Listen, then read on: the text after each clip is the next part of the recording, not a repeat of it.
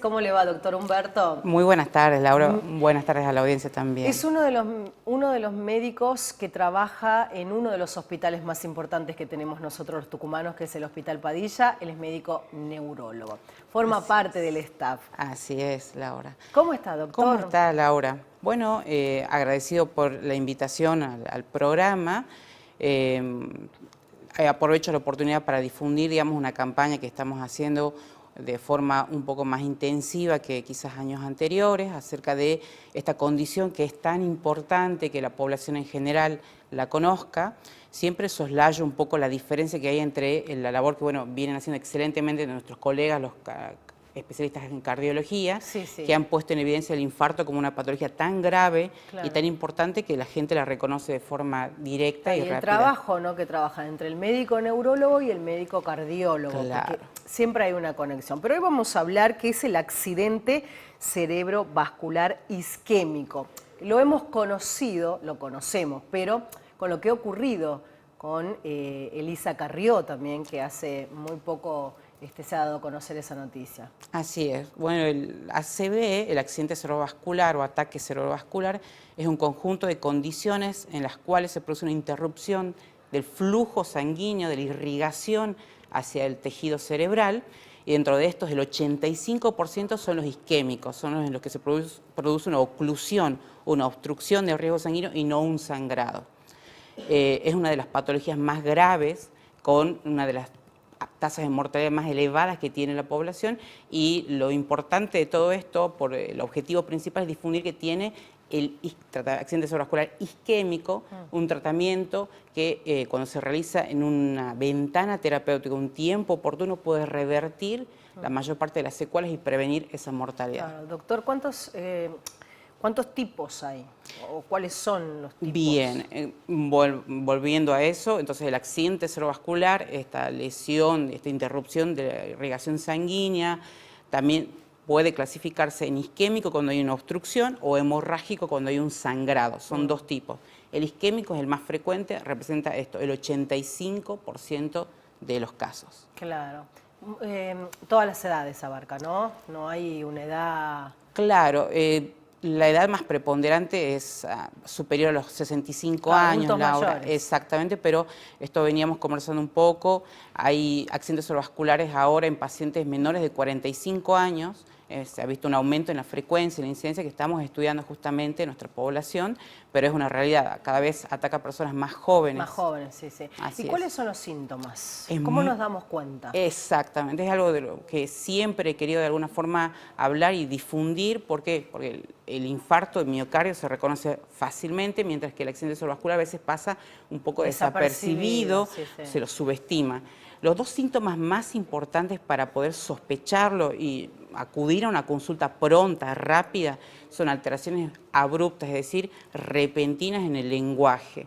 Una persona está hablando tranquila con nosotros y de repente no puede hablar o articula muy mal las palabras. Está despierta pero articula mal.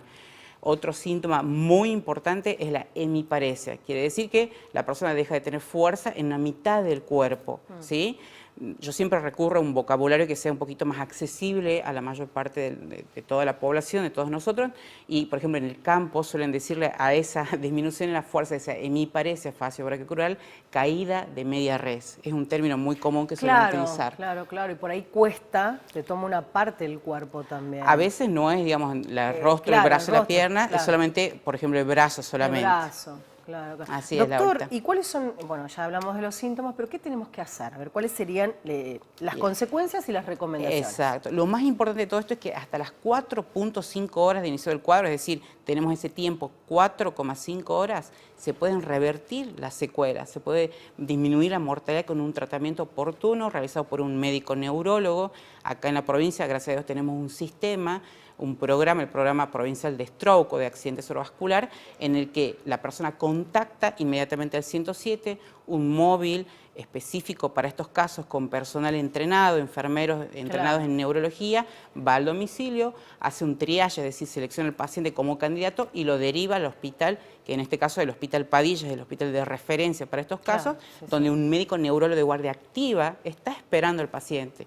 Entonces se trata oportunamente y se revierten las secuelas que suelen ser muy graves, esto es lo que estábamos hablando, si no se realiza ese tratamiento, pasa ese tiempo de oportunidad, el paciente queda con secuelas que a veces son permanentes, debilidad en la mitad del cuerpo, incapaz de caminar o de hablar. Claro, y hay que hacer caso, ¿no? A las recomendaciones, al cuidado. También influye mucho la buena alimentación, Sí, la actividad física. Exactamente. Los factores de riesgo más importantes para este tipo de condición son enfermedades crónicas como la hipertensión arterial, que es fundamental, el tabaquismo, el fumar, la diabetes mellitus y obviamente el sedentarismo, la obesidad.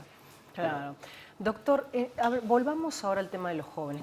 Se han dado a conocer muchos casos. ¿Cómo es el porcentaje en los jóvenes? Sí, normalmente los pacientes menores de 45 años tienen pocas condiciones cerebrovasculares, mientras que se ha visto en estos últimos años, en estos últimos 5 años, un aumento bastante importante en el caso de accidentes cerebrovasculares, tanto isquémicos como hemorrágicos, en los pacientes de menos de 45 años.